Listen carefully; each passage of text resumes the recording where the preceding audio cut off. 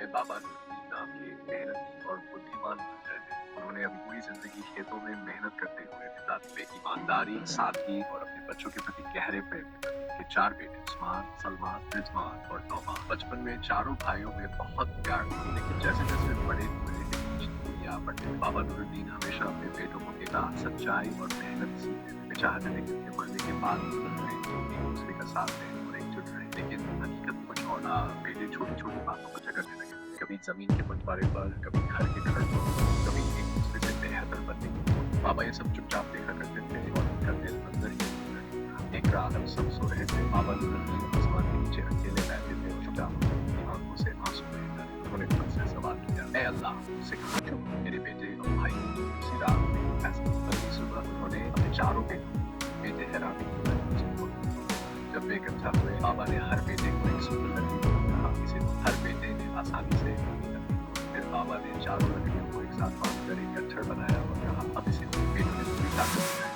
गट्ठर। बाबा ने गहरी सांस ली और कहा, मेरे बेटो, ये लकड़ियां तुम जैसे ही है, अकेले तुम कमजोर, दुनिया तुम, लेकिन अगर तुम एकजुट रहो तो कोई तुम्हें नुकसान नहीं।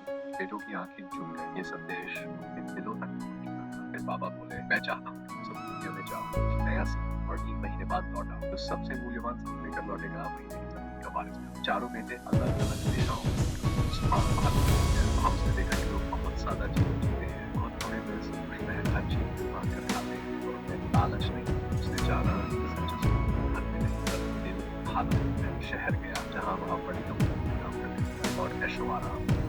जल्दी ही उसे समझ आया, शक्ति बिना कहने का नाश था। उसने जाना कि हम इंसान अकेला करते हैं, प्रताप से ऊंचाई। विद्वान ईमान के पास गया, उसने कहा, कभी किसी को कहने की ताकत नहीं है। उसने सीखा कि जान सिर्फ किताबों में नहीं, वह व्यवहार हर दिन वो अपने नफ्स से लड़ा, धैर्य रखा और सोच समझ। नौमान एक गरीब बच्चे के साथ था, भूखा भी था और आकर्षण में था। नौमान ने धैर्य, संतोष और मेहनत का अनुभव। उसने जाना कि असली ताकत सब्र में है और असली सुंदरता में।